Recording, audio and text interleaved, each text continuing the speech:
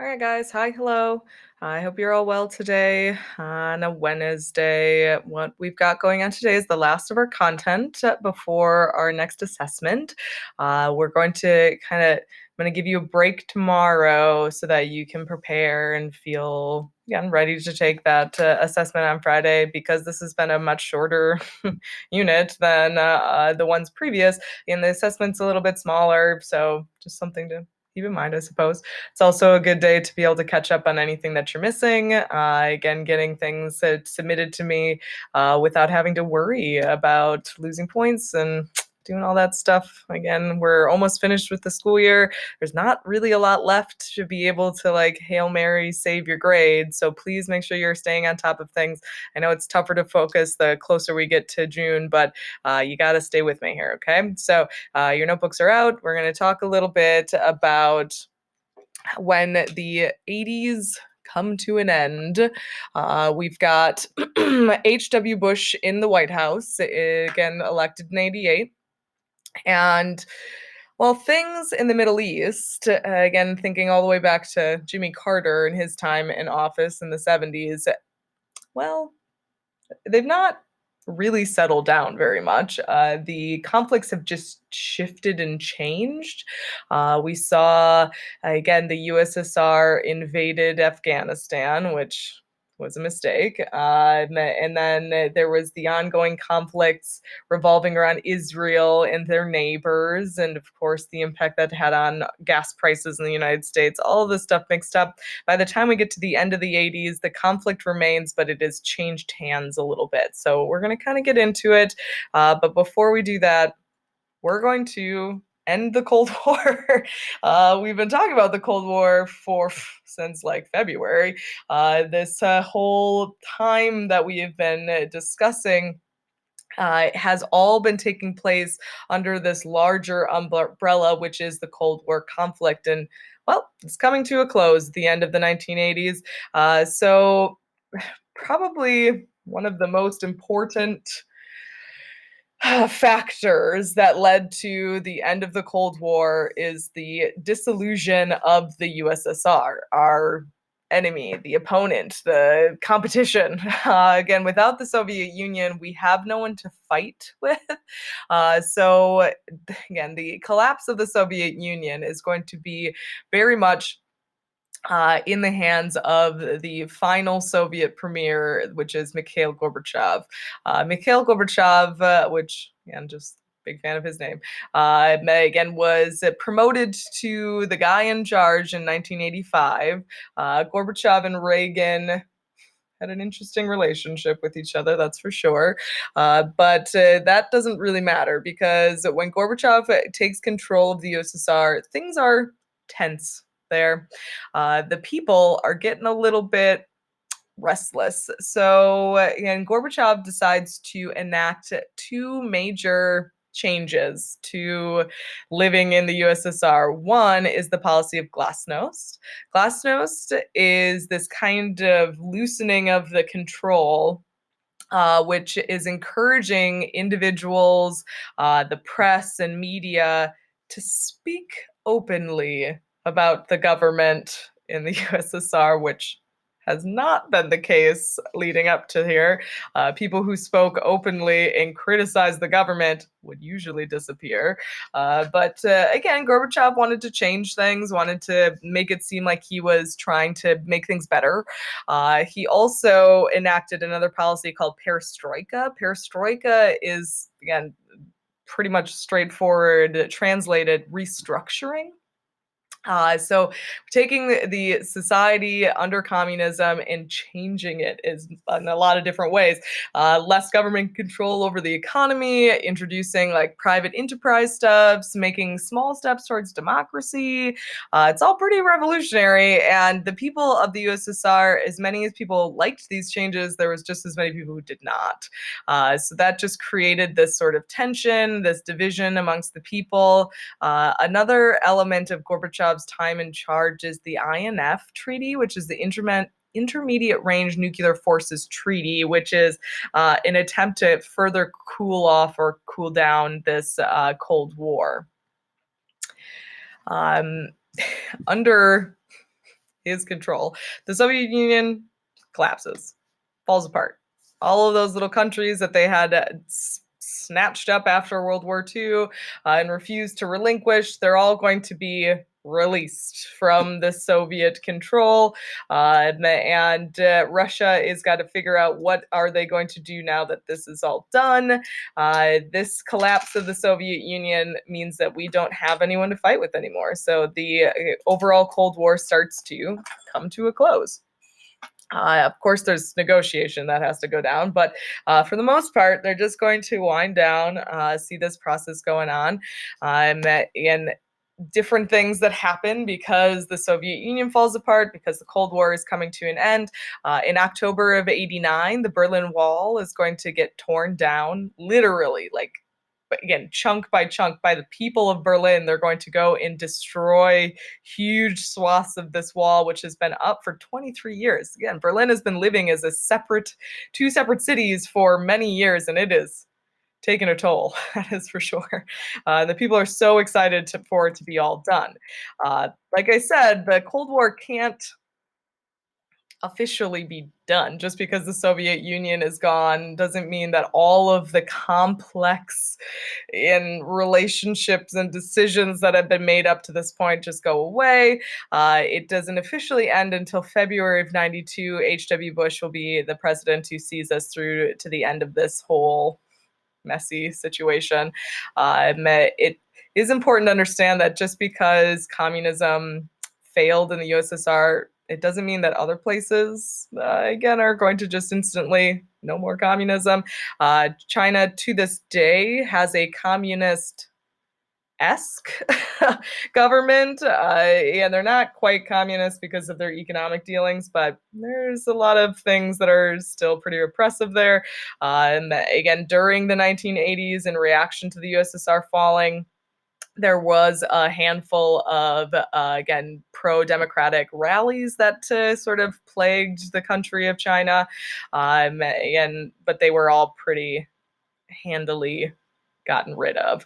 Again, Tiananmen Square is probably the most famous of those. If you've ever seen that image of a lone figure standing in front of tanks, that is one of the sole images that remain of this bloody massacre that the, again, Chinese government laid down against these peaceful protesters in China overall. Again, just because our fight with, again, the USSR is done and communism in China, we'd already made a lot of headway and our relationship is very different by the end of the '80s. Doesn't mean that there aren't other places where we're still pretty involved in regards to trying to keep communism from spreading too far. In a lot of those places are going to be in South America, various different things. So our foreign policy in reaction to this has to change again. Again, under Reagan, there is, again, a lot of maneuvering to try and create relationships with these countries and to control a lot of different things and the outcomes of different things. Again, it feels a lot more like back in the day in the early 20th century, where our economic concerns are going to dictate a lot of our foreign policy decisions, and it's not going to be as tied to politics or to morality, again, things like that. Oh, I apologize. I didn't realize I had another bullet there. Some of the places that in South America where we're going to get ourselves all mixed up in their fights with communism, Nicaragua is a big one. Contras, Panama. There are going to be various controversial decisions made there. Before we get to some of those big ideas, I want to show you. I mean, the Berlin Wall, like I said, was torn down by its citizens. Not all of it, though. There are still big pieces of it that are standing to this day in Berlin as kind of like a memorial. And I took these pictures 10 years ago, which is hard to kind of imagine in my head. But these are the pieces that remain. And again, the city of Berlin has turned them into an art kind of an outdoor art gallery of sorts. People come from all over the world and they, again, paint murals, things like this. And this is just kind of a cool one from Italy that I really liked. And then these two other ones. The one on the left, of course, is looking at a kind of a visual of what happened when the wall was opened, this flood of people coming, again, back and forth. The other one I just find really impressive that it's on this massive concrete wall, how beautiful it is overall. Okay, so let's talk about some, again, these are the last two ideas that we're going to discuss before you get a break, a day off, and then you have your assessment, which has to do with the Middle East. Okay, so the first situation here, all right, is going to happen under Reagan's time in office. Remember, I said that Reagan, a lot of his foreign policy decisions are going to be, again, more economically driven, and understanding that the Cold War is taking a little bit of a back seat. That doesn't mean that we're not going to find ourselves mixed up in situations that we make bad calls in, that's for sure. The Iran-Contra scandal of 1986 is one of these. The Iran-Contra scandal is, again, going to be a hostage situation. There is a group of terrorists, Iranian terrorists, who take American hostages in Lebanon, right? The way that Reagan handles this is that he denounces our alliance with Iran. Again, this idea that the Iranian people have already taken our Americans hostage once before. Remember, under Jimmy Carter, and he refused to negotiate. Don't worry, Reagan got those people out. And then he urged our other allies in the Middle East to not sell arms to Iran. At this moment, in the middle 1980s, Iraq and Iran are in the middle of a massive conflict. It's been very intense, that's for sure. So that's the surface picture. Okay, that's what the world hears, and that is what happens. We get our hostages back. We encourage people to not get involved in this Iraq-Iran situation, so on and so forth. And what happens behind the scenes, and then later comes out in a massive scandal, is that we, in order to get those hostages, not only had to denounce our, again, association with Iran, but we sold arms to the Iranian conflict. It was so again, it was all so mixed up and messy. Again, it's why it's a scandal, but we approved the sale of arms to the Iranian people, though we told everyone else on the surface that they shouldn't. That guaranteed us our American hostages that were going to be released. And this back alley deal that we made, the money was never fully accounted for because some of it went to Contras, part of the name here, in Nicaragua, which was in the midst of a communist, not communist struggle. The Contras are a nationalist group. They're actually, again, a terrorist national group that we provided money to. We were funding them to try and help them to defeat communism in Nicaragua because we had economic interests in Nicaragua. I mean, it's such a, like I said, it's so messy. In the end, Congress did investigate. A lot of people were found guilty of trying to cover this up and to obscure the truth. Reagan doesn't get in any trouble for this. He doesn't get in trouble for much while he is in office, which is kind of part of his mystique or his reputation, I would say, right? That's the major Middle Eastern trouble that Reagan gets himself into during the 80s. The other part, or the other big aspect before we're done for the day, is the Persian Gulf War. So the Persian Gulf War is going to take place in 1990 to 91. And as I already mentioned, Iraq and Iran had been in the midst of a pretty bloody conflict in the mid-80s. Iraq, under the command of Saddam Hussein, who is someone you all heard of, I'm sure at this point, they had invaded Iran in an attempt to try and defeat them, to take land. Oil is the big motivation there, money, things like that. When that proved to not be successful, Iraq is going to shift their attention to the teeny tiny country of Kuwait. I'm going to show you a map on the next slide before we're done here. And the idea here was by invading Kuwait, this teeny country, they'd be able to get their oil reserves, because Kuwait also has oil reserves, get access to the Persian Gulf, and then be able to attack Saudi Arabia. This whole conflict with Iraq and Iran was really not much of our business, unless, of course, you, again, look at our situation with the Iran-Contra scandal. That is until this whole focus turns to Kuwait and Saudi Arabia. Saudi Arabia is where we get our oil from. And we suffered through a whole decade of not having access to oil and having to suffer through gas shortages and rationing and all this other stuff in this economic downturn. So, of course, our economic situation is under threat by Iraq and Saddam Hussein.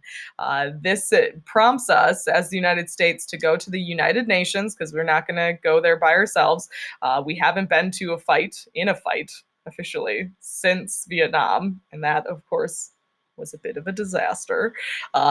So we go to the UN. We, again, ultimately ask that we, as a United Nations, call together a international coalition of fighting men and women to go to, again, defend Kuwait. This is Operation Desert Storm. The way it worked is basically a two-wave assault. There's an air assault and then a ground offensive. It was everything we'd hoped for, I guess. We as an American public were pretty nervous about, again, getting involved in a actual military conflict because, again, Vietnam, bad taste in our mouth still. But we were really pleased with the way it went. It was a very swift victory against the Iraqi armed forces. Only about 400 people, again, were lost in this conflict. It was all relatively quick. And we got the job done. And it really reinvigorated us as a nation, made us feel more confident about our military, more confident about our role in a military sense. And that's kind of where we're going to leave it here. Okay. So just as a quick look, this is a map of the area I'm talking about. Of course, you've got Iraq right there in the orange. Immediately to the east of there is Iran, which they had been fighting with. And then the little green country, and like I said, very little, is Kuwait. And then, of course, down to the south or the southwest is Saudi Arabia. So again, Iraq was planning to go right through Kuwait to get to all of that coastline of the Persian Gulf, and then, of course, be able to launch a full-scale attack on Saudi Arabia. We show up and we're like, nope, just kidding. So you can see here that we've got our red arrows are us going in and eliminating the Iraqi forces there. And it all goes relatively smoothly. I mean, it is still war. It is still terrible, again, as far as the violence and casualties and damage, but it's not Vietnam, which is what we kind of were hoping for in the end. Okay. So with that said and done, that's it for the day.